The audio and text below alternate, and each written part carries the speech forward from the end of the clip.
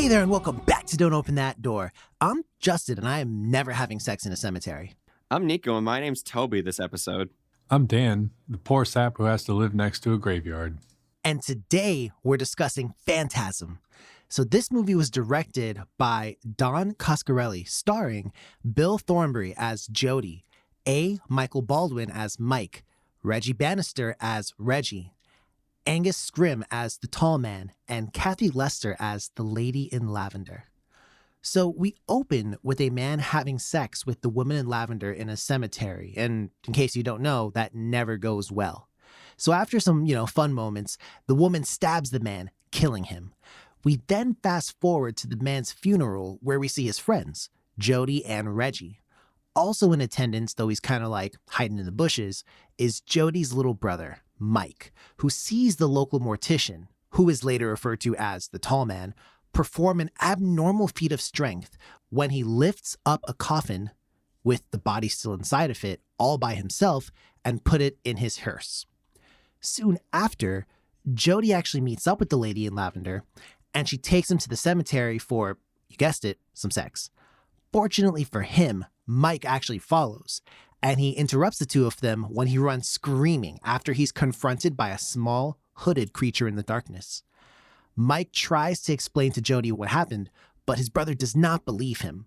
So, determined to find evidence, Mike heads to the local mausoleum. So, Nico, what does he see when he gets there? Whole bunch of weird shit, man. Whole bunch of weird shit. So when Mike breaks in, he is attacked by a flying silver sphere. He dodges it, but he runs into a mausoleum worker that's promptly killed by said sphere. The Tall Man then shows up and chases Mike, but Mike is able to cut off one of his fingers, and he takes it back as evidence for his brother. Jody takes a look at the finger, which is still moving, and he instantly believes his brother. And, shout outs to him for that one. You're a real one, Jody. They decide to take the finger to the local sheriff at this point, but it then transforms into a fly creature, which the brothers shove down the drain. Reggie arrives then, and the finger fly re-emerges from the drain, and the brothers stab it back down, killing it. At this point, Jody heads to the mausoleum, but is promptly attacked by a short, hooded creature in a robe. He shoots it, but is pursued until his brother shows up to assist. And then the brothers defeat the creature and see that it is a shrunken dwarf version of Jody's friend. The brothers store the body in Reggie's ice cream truck, and Reggie and Jody head out to try and kill the Tall Man, while Mike stays with a friend. Mike happens across a picture of the Tall Man, seemingly from many generations ago, and it zooms in. It's real fucking goofy. And he insists that he has to go back home. On the way, he sees Reggie's ice cream truck overturned, and he's attacked by the dwarf creatures. He manages to escape, though, and he makes it back home. All right, Dan, why don't you wrap this one up for us then? So this is where things in this movie start, well, maybe not start, but definitely get a little stranger. Jody speaks with his brother, and he decides to lock Mike in his room while he goes out to confront the Tall Man by himself. Mike manages to break out, however, using a crazy contraption of a shotgun shell and a hammer. And Reggie also shows up as he managed to survive the attacks by the creatures somehow. The trio find a room that leads to another planet, and they determine that the Tall Man is taking corpses and shrinking them so that they can be used as labor on the planet that has intense gravity. The lights cut out, and the group is separated. Reggie activates a portal, and the mausoleum is teleported away. Unfortunately, the woman in lavender stabs him, and it is revealed that the woman in lavender is actually another disguise of the Tall Man. Very convincing. So Mike and Jody decide that they can trap the Tall Man in a mine shaft, and after some tactics from the brothers, they manage to succeed. And they end up burying him under a pile of rocks. Love to see it. We then see Reggie and Mike sitting by a fireplace with Mike telling Reggie about the Tall Man. Reggie says that Jody actually died in an automobile accident and that he will take care of him from now on. Mike goes upstairs to pack his things, but the Tall Man appears one last time, drawing Mike into his mirror. The end. Well, that is a tall glass of water. but we will drink it all. So let's start with the looks. This is going to be some Chinese water torture is what it is. Nico, how does this movie look? It looks really silly. It's kind of, the way I took it was, if Labyrinth was a cheesy horror movie, there were moments where like that weird fly creature just looks like one of those little coal sprites from Miyazaki's Spirited Away. Yes, it does. Yeah, but as if it was a prop on Adult Swim instead of in a piece of beautiful film and animation history. Like, the costume design and everything was good. It's just the notable thing that I just picked up on was really how silly it all looked. Dan, how about you? I think it kind of trades between looking kind of silly, like Nico said, and being really cool, actually.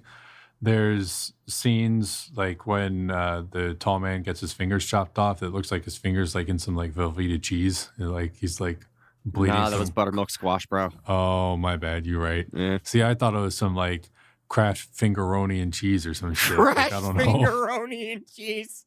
Title of the episode. But then there were other parts where like I actually really liked the mausoleum. I thought it looked fucking cool. Like just the marble kind of walls and everything. And when they go into, they find like that secret room thing with the little teleport area, like all white room, very like 2001 Space Odyssey kind of, was pretty cool. So this movie definitely had some like goofy things, but also some just really cool scenes. It did. I'm of the same opinion. I think that there are a couple moments I think that can be a little bit cheesy at times. Like, for example, there's a scene where the mausoleum kind of disappears and it kind of just like starts glowing colors and then boom, it's gone. And I was like, oh, okay, sure. And there are a couple scenes, for example, where Mike also, he's like getting out of a car and he's coming out through the back window and he just like the car's like going at like, you know, you'd assume around like 40-ish or so. And he just kind of like limply falls out the back, doesn't even roll. And Yeah. he's just like, he's good. He's completely okay. And I was like, oh, all right. No sick. tuck and roll, nothing. So there are moments like that. But at the same time, I dug actually some of the practical effects. The scene where the one guy gets massacred by like the silver sphere. Yeah. That was really cool. And like literally that shit, See, like I thought drained that him was of his funny blood. as fuck. See, I thought it was just like, I don't know why that just, it felt like Slime Time Live to me. but it was with blood. See, I thought it was kind of funny. It was definitely like over the top, I think. But I thought it was a cool over the top, you know, funny, fun, cool, all in one. I guess that's kind of how I see it. I didn't necessarily think like funny so much, but I was like, yo, when it just like stabbed up the man in his head and started like siphoning out his blood. It turned his head into a fucking ketchup bottle. That's what it did. Accurate. Kind of accurate, yeah. But I mean, I like that though. I'm into that kind of thing. And I was also a fan of kind of the choice to not, you know, do what they maybe couldn't, aside from that one mausoleum thing, which I don't think they had the budget for that. But I think just in general terms, I thought the movie didn't really try to live outside its means. So I thought it was better for that, really. And in terms of sound, now this is where I can heap some praise on the movie. I really dug the film's kind of like recurring title theme. It's a banger. It really is. And I also really like the fact that, again, there's obviously a couple canned sounds here and there, but for the most part, I enjoyed it. Dan, your thoughts? I agree. I thought the music was really cool. The theme was really cool, and the way that they changed the theme and throughout the movie, and you know they have just the synth driven theme, but then sometimes it's a little bit more rock. Or, you know, the drum set kicks in, and you're like, oh fuck yeah, this is dope. And then there's just some other cool music too. The drone parts near the end that were fun. Yeah. And then the sound effects and the sound design was really cool. There are definitely times where I thought it was a little over the top too, but in a cool way as well. And like you said, I don't think they were like canned sounds, but definitely like very present. I don't quite know how else to say it, but the sound design almost was like a big part of the movie by itself, you know? I Yeah. thought it was Yeah. kind of cool though. Sound off, Nico. What'd you think about him? I think you're hiding something from us, Justin. I think that you were secretly part of this movie's production. Oh, why Because is that? at the beginning of the movie, when the dwarves are just skittering around in the cemetery, I swear to God, I heard those motherfuckers go. And I was like, oh Christ, Justin did it. He finally got a time machine to just gaslight me specifically. Yes. See, what you didn't know was I actually hopped in my time machine so that I could watch John Carpenter make The Thing, but I accidentally went back a couple years too far. So I decided, why not? And I just kind of stuck around, you know, and I jumped in this movie real quick. Yeah, why not? Fair. But yeah, so, and I guess as a real quick discussion, talking about 2021 eyes, how does this hold up sound-wise and look-wise? Taking into obvious account its age, is it something that's still on a technical level worth watching, or do you think it's aged poorly? I'll be the hater now, and probably for most of this episode. I don't think it aged very well. It has its moments, and this is part of what I'm confused about with the direction of the movie.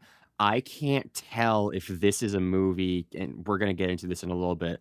I can't tell if this is a movie that was intentionally trying to be a so bad it's good type thing, because it looks like it, but it doesn't always look that great or sound that great while it's doing it. So I find that difficult. It is certainly a fucking experience, though. I tell you that. So I will say, I did watch the 4K remaster. Ironically, not in 4K. But on your big dick OLED TV? I wasn't even going to go there. But no. Oh, yeah, no, you don't have it. a penchant for that at all. Listen. No, I don't have a penchant. I have a big dick OLED TV, though. Oh. But I swear to fucking God.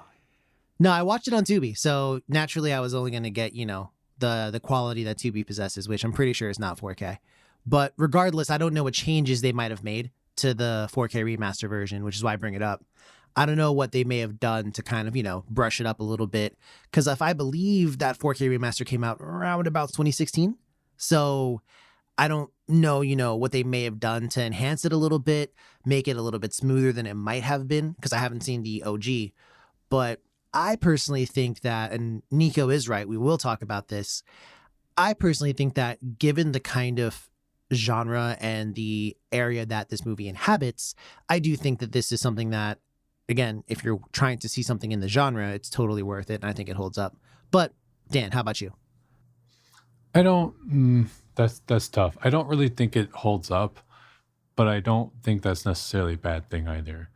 It's, I don't know. You know, when you listen to like 80s music, you're like, damn, this music is 80s. Like, this is 80s. That's how I feel about this movie. This movie is 70s. Like the good, the bad, like everything that encompasses, this is like 70s, right?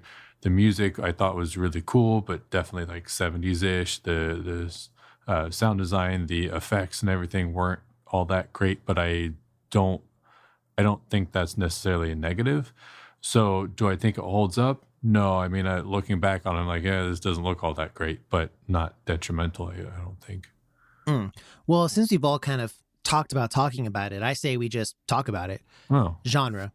So where does this occupy for you, Nico? I know you kind of mentioned before, like you weren't sure if it was going to be so bad it's good or something else like that. So where does this movie kind of stack up for you in terms of horror?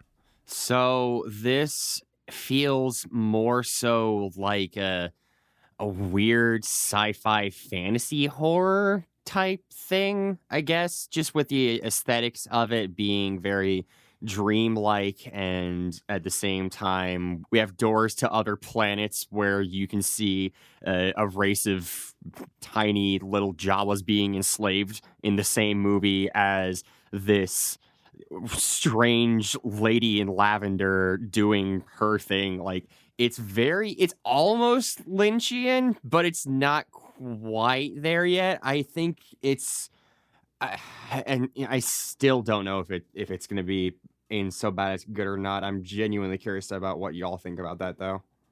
I think for me, I agree with you as far as your characterization of the genre being something like a kind of sci-fi, fantasy, horror amalgamation, Mm-hmm. because there is certainly an element of fantasy / sci-fi where it's like there's a portal that they're using. It doesn't appear to be magical. It looks technological in nature to essentially kill people, which I think is the purpose of the Lady in Lavender, to kill people so that they can then steal the dead bodies, transform them a little bit. And the whole thing is they make them like more compact so that way they can work in the planet that has no gravity. Or sorry, Bro, that too makes much gravity. no fucking sense, though. Well, kind of does. Because, I mean, if there's like heavy gravity, you got to be smaller. Not necessarily. Yeah, it reduces the effects. But the Only one of us here has studied astrobiology, sir. astrobiology? Yeah, real thing. Real thing. I mean, Also- physics is still physics up there. You double majored in underwater philosophy as well. I had to. Because So I remember, guess you're just good at being in tight spaces. the closest thing to the closest thing to outer space is the ocean. Never forget that. It's true. It's not. No, but dead ass it is though. In more on living that- conditions, yeah. More on that at a later date though. Stay tuned for that one where we discuss my double major in underwater philosophy and another thing to be determined. But Dan, genre for you. Are you agree with that amalgamation argument? Yeah, I do. Sci-fi, fantasy, horror. Yeah. I think you've fair. already said what I wanted to say. So That's what I do. That's what I'm here for. Well, I'm going to give you a chance right now, though. So, what makes this a cult classic, then, in your opinion? Why do so many people enjoy this movie? I think it's because of the over-the-topness and the weirdness. I feel like a lot of cult classics are weird, Mm-hmm. and this fits in that. Partway through the movie, I kind of had to tell myself to turn my brain off and like not think about what's actually happening and just let it happen and enjoy it. Like the whole like, oh, we're killing people so that we can shrink them in these containers and then revive them somehow and send them off to a different planet to be slaves doesn't really fucking make any sort of sense. It sounds like the ravings of a drunken lunatic telling you about his new novel he's writing. Yeah, pretty much. And the movie felt like a dream to me, like where Yes. it's all just like, you don't really understand what's happening and it's over and you're like, huh, okay. Like that was kind of weird. And you know, in your dreams, like just shit just happens and you don't really understand how you get from point A to point B sometimes. Yeah. That's how I right. felt like, just, oh, okay, this is happening now. And yeah, I mean, I think a lot of that weirdness kind of lends itself to that cult classic genre or status. I'd probably agree. I think in order for something to be a cult classic, I mean, Troll 2 is a cult classic. And, Yeah. like, I don't think people look at it with necessarily so much of a critical eye when it comes to determining what is or isn't a cult classic. I think it more so is what enjoyment do you get from the movie. And I think people do enjoy seeing weird shit happen, really out there plots. So I definitely think that. Nico, do you have any, dissenting opinions to interject, sir? I mean, I can't deny that it's a cult classic. I'm just wondering how it got so many fucking sequels. Gotta watch them to find out. Well, and quick note to the audience, you already know how we do it here on DOTD, but we're definitely not discussing this movie with any knowledge of any of the future sequels. I don't think any of us have seen any of them. Oh, God, no. But Nope. I believe the next sequel didn't come out for almost like 8 or 9 years. So that in and of itself is interesting. I could look that up and check, but I won't. So let's talk the ending. And first off, do we all agree that the movie was a dream and the end is the only real part? How do we feel about that? And do you agree with that statement? I agree with that statement. And when we find out that everything was a dream, I really tried to think about like, okay, well, was there a part of the movie that wasn't a dream? I don't think so. I think literally from the very beginning of the movie, I think the whole thing is a dream. And also, side note, this kid goes to like visit his friend or aunt or somebody, and her mom or grandmother has like this box, very like Dune-esque. He puts his hand in the box, right? Yes. And he feels some weird shit and he pulls it out. And then the box just fucking disappears, like magically disappears. And he's just like, oh, all right, cool. Like, bro, really? Like magic just happened in front of you. You witnessed this shit. And you're just whatever. So like I just feel like the whole movie was a dream. And that was another thing where like, okay, I can't think too hard about this ending. I don't really like the fact that the whole thing was a dream because when I think about it, it doesn't really make sense or like why or I don't know. But okay, fine. I'm gonna let Nico. I'm gonna let you go first, sir. So you agree with that statement that it all was a dream except for the very end, and how'd you feel about it? Yeah, and I thought it was kind of dumb. Honestly, I get the point that it's trying to. I feel as if the movie's trying to emulate sort of the way narratively that dreams and nightmares work. I have a feeling that that could be some potential direction that it was trying to go. If that is the case, then boy fucking howdy, that's not clear. But I don't know. I just So I have a slightly different opinion. First off, I definitely agree with that as well. I love the way that throughout the movie, it actually gives you hints that it is a dream. And one thing that's like the biggest call is he's reading a book, and the book is actually about like, I believe that that's what the book is actually like influencing a little bit. The whole like other planet thing where people are being used as labor or whatever else. Like, I'm pretty certain that pulpy book he has that he's reading, I'm pretty sure that that's like something to do with it, because I think that's where it comes from. And you also kind of start seeing that no matter what, he's in most scenes, at least, he always seems to find his way into these scenes. You know what I mean? Like whether he follows somebody or he just happens to get there, he's always there. He knows how to drive his brother's car. It's actually, in my opinion, kind of sort of well done, because it, by the end of it, you look back, you're like, yeah, this definitely is a dream. And I am like a super, super vivid dreamer. Like I dream constantly. I always remember my dreams. And I ain't gonna lie, like this type of shit has like happened. Not this specific story, obviously, but just like the disjointedness, the interconnectedness. And I was just like, oh, like that's actually kind of cool. So I normally hate that kind of shit with a passion. yeah, I feel like our roles are reversed on this one. But I actually didn't really mind it so much. That's actually an interesting point that you bring up about how Mike always just like finds a way there, because I almost noticed the opposite where I feel like he always finds a way back. Like there's a couple scenes where like he's at the mausoleum getting chased or whatever, and then all of a sudden he's just like back home safe and sound. And I was kind of like, I wonder how that happened, but I just brushed it off. But now that you mentioned sort of how he gets there all the time, that as a dream kind of makes more sense. Yeah. And I want to talk about the themes. I read something that really changed my kind of interpretation of the movie a little bit. Oh, yeah? So this is a quote from the director. I had a compunction to try to do something in the horror genre, and I started thinking about how our culture handles death. It's different than in other societies. We have this central figure of a mortician. He dresses in dark clothing, he lurks behind doors, they do procedures on the bodies we don't know about. The whole embalming thing, if you ever do any research on it, it's kind of freaky. It's pretty freaky. It all culminates in this grand funerary service production. It's strange stuff. It just seemed like it would be a great area in which to make a film. He wanted to make a film about a mortician and got this? No. About death. And there have been like film scholars who interpret the film and talk about it being about things like mourning and death.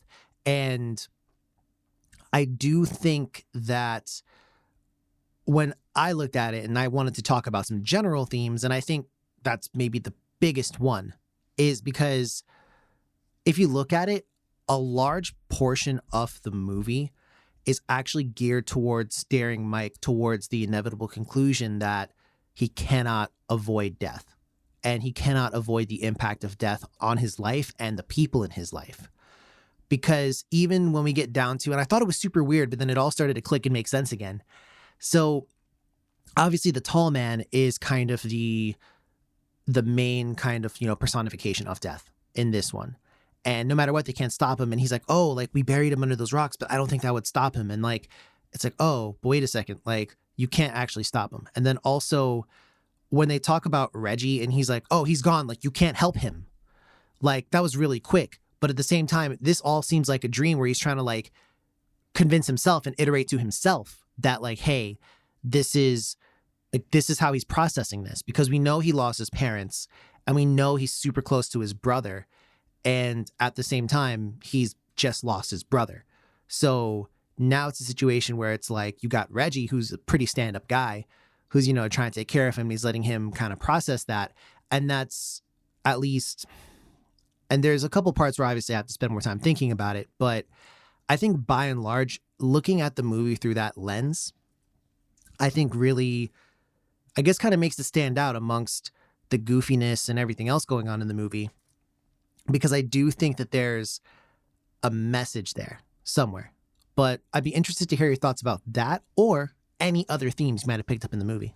That's interesting. And I am also, you know, after you said that, I'm also thinking about, I think you mentioned Mike being really close to his brother. Yes. And his brother is the one that had just died.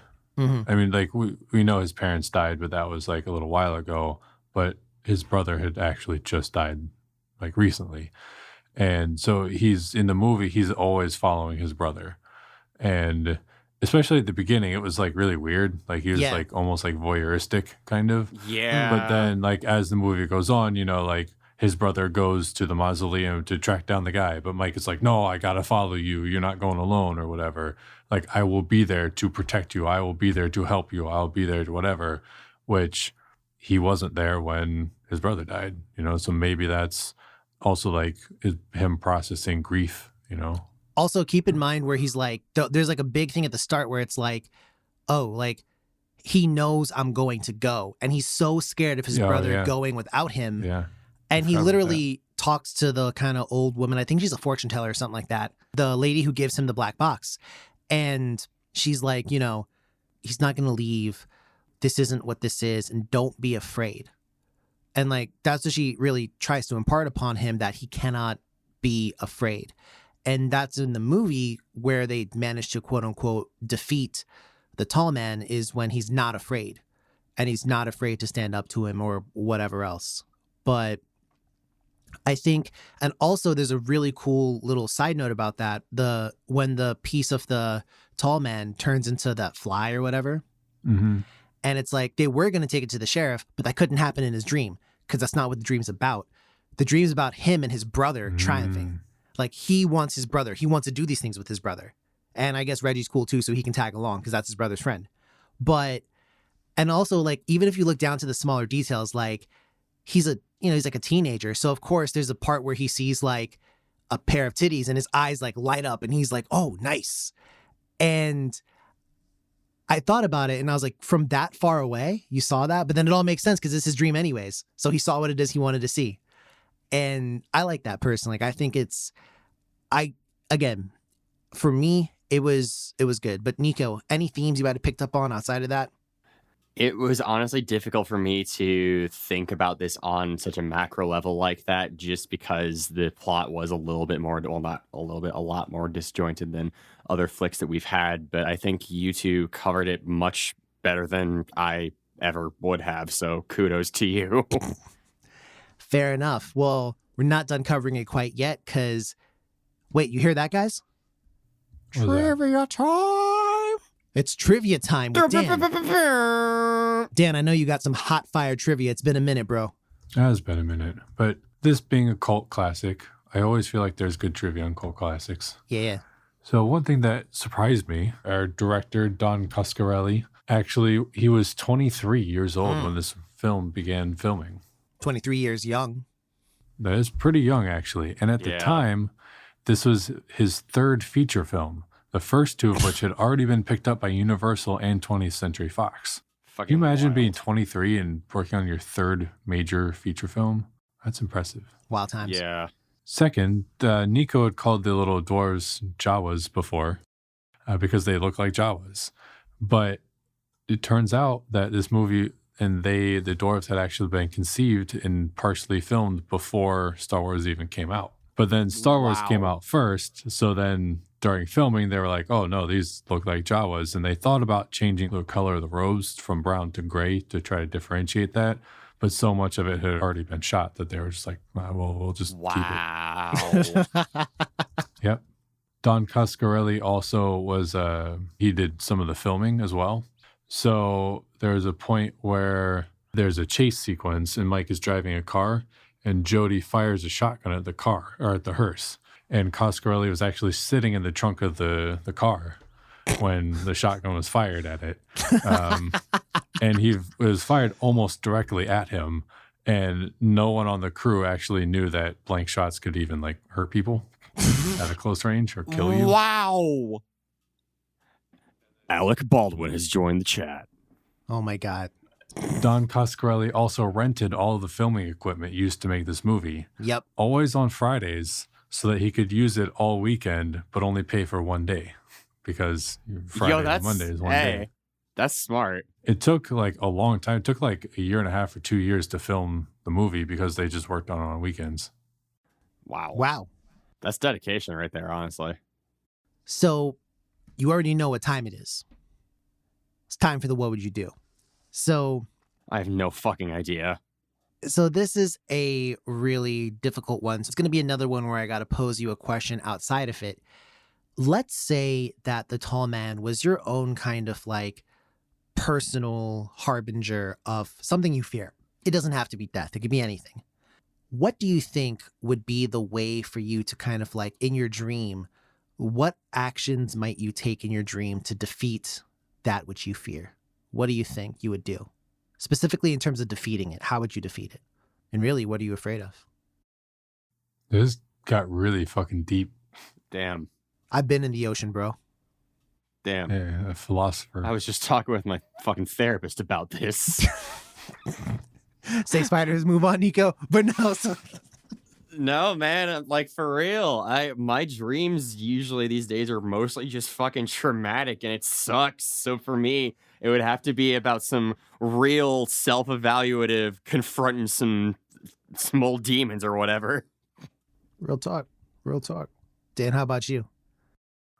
I feel like for me, the nightmare or whatever would be a really bad snare sound. Oh, shit.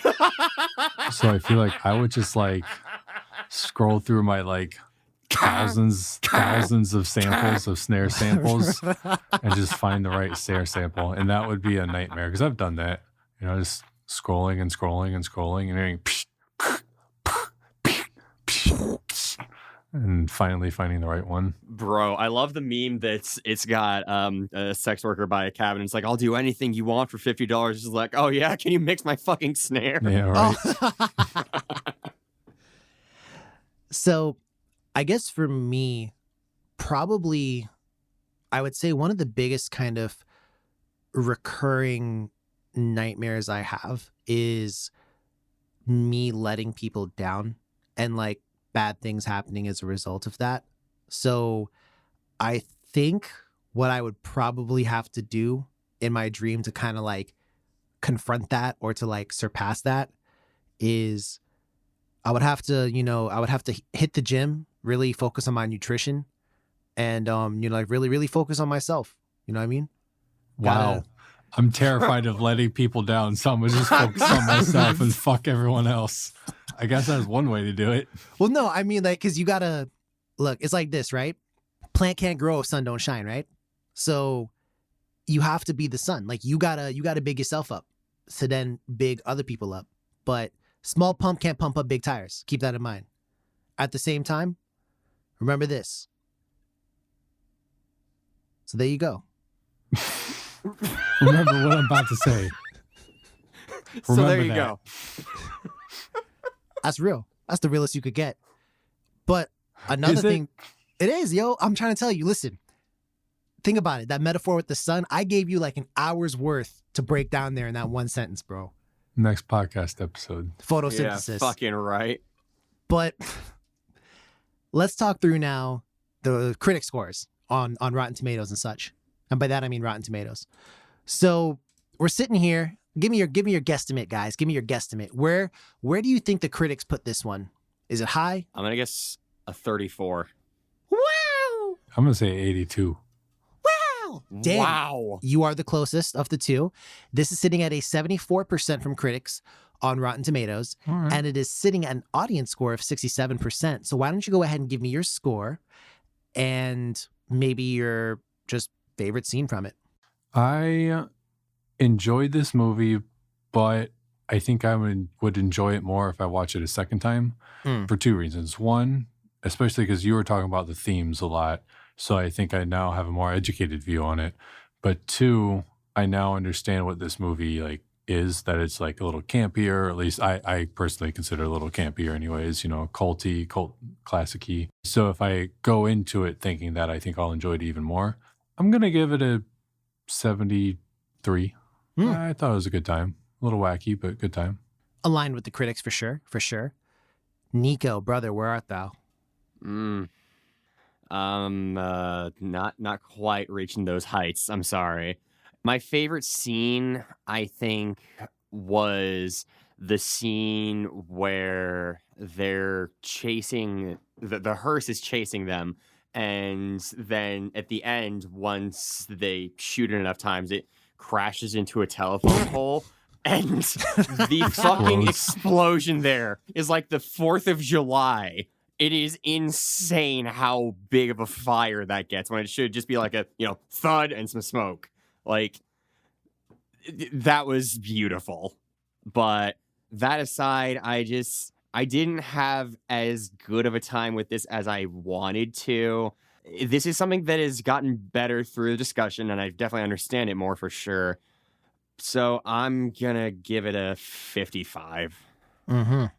Wait, Dan, did you copy your favorite scene or no? No. I think my favorite scene, I'm going to have to go with the silver ball kill. Yeah, good scene. That was unexpected. I wasn't quite expecting that. Like the spikes came out of it. It hit his head. And I was like, oh, okay, fine. And then the drill came out and drilled in his head. I was like, oh, fuck. And then all the blood started like fountaining out of the back of it. And I was like, wow, okay. So I think that I'm going to have to go with that. And of course, that's like, I feel like one of the classic scenes of this movie. But For sure. I think first off, my score. So I really, really enjoyed this movie a lot. I think that a lot of the kind of themes in the movie definitely kind of struck a chord with me. And this is going to sound like I'm taking shots, but I'm not. But I feel like this movie did, for me, what the Babadook was trying to do for a lot of folks, but just, in my opinion, a lot better. What? The Babadook's a movie about grief. So's this. I like this more. So... What? Wow. Go off, King. Bro, you know I fucking hate the Babadook. We know this, though. This has been known. Go back and listen to that episode, listeners, if you have doubts. it is part of the legacy. Yeah, this hating-ass motherfucker. I am a hating-ass motherfucker, but not here. I actually, believe it or not, walked into this thinking I wasn't going to like it. I was like, fuck this movie, bro. I'm not going to like this piece of shit. Everyone's like, oh, you should watch Phantasm. And I'm like, bro, I'm not trying to watch no Phantasm.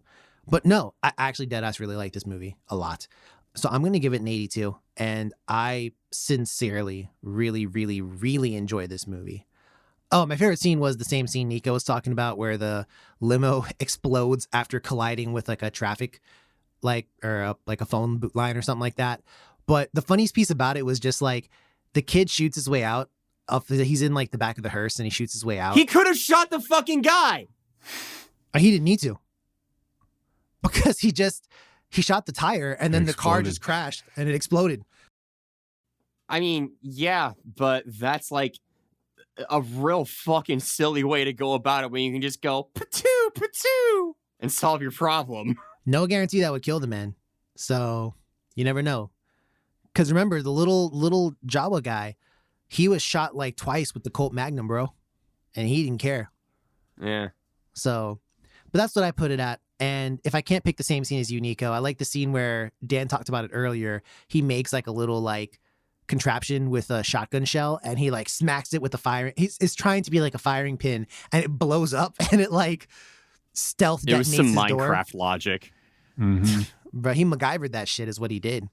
But I liked it though. I like that scene, and that's my thing. So 1, 2, 3, Nico, you don't recommend this, do you? Not at all. Figured. I thought as Yeah. much. I thought as much. Yeah. So, all right Would then. you, Dan? I think so. Yeah. You called it this before. It's an experience, and I enjoyed the experience. I understand you didn't enjoy the experience, but it's definitely an experience. That's Mhm. fair. I liked it. So I also, and this is what I was going to ask. When we talk about the diamond in the rough, obviously it's not applicable because we didn't recommend it. But I was like, oh, like the budget on this one was $300K, largely financed by dude's dad. So I didn't know if like that would qualify it at all. But it's kind of a moot argument anyways, because again, it doesn't qualify as it was not recommended. So listeners, hit us up. Let Nico know he was wrong. We're on Twitter and Instagram at DOTD Horror. We're also on Facebook. Don't open that door. But yeah, keep yourself safe. We hope you, just keep your head up. And as always, dear listener, don't open that door. Bye.